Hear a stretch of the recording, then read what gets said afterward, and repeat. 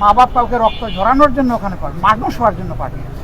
তো সেই মানুষ হওয়ার আঙ্গিনায় অমানুষের কাজ কেউ করুক, এটা আমরা নিন্দা জানাই। আগামীতে আমরা আর রাজনীতিকে প্রাধান্য দিয়ে সরকার পরিচালিত হোক, দেশ পরিচালিত হোক, এটা চাই না। আমরা চাই মেধাকে প্রাধান্য দিয়ে। ওখানে যাবে তারা জ্ঞানের চর্চার জন্য, ওখানে যাবে কেন তারা রক্ত ঝরানোর জন্য। আলহামদুলিল্লাহ, এটা দেখলাম যে এখানে খুব সুশৃঙ্খল এবং শান্তিপূর্ণ পরিবেশে পরীক্ষা অনুষ্ঠিত হচ্ছে। পরীক্ষার্থীরা আত্মবিশ্বাসী হয়ে তারা পরীক্ষার হলে গিয়েছে। আমরা তাদের জন্য দোয়া করেছি, আল্লাহ যাতে সুস্থতার সাথে তাদেরকে পরীক্ষা দেওয়ার সুযোগ দেন এবং তারা যেন কাঙ্ক্ষিত ফলাফল লাভ করতে পারে।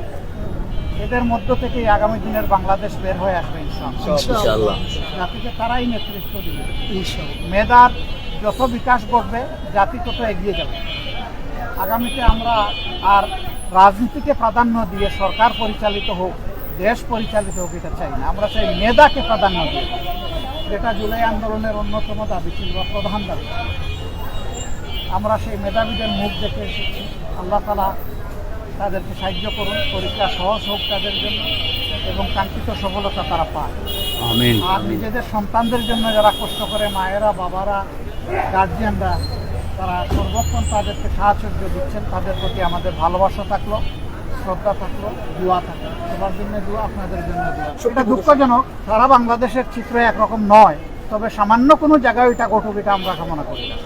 ওখানে যাবে তারা জ্ঞানের চর্চার জন্য, ওখানে যাবে কেন তারা রক্ত ঝরানোর জন্য।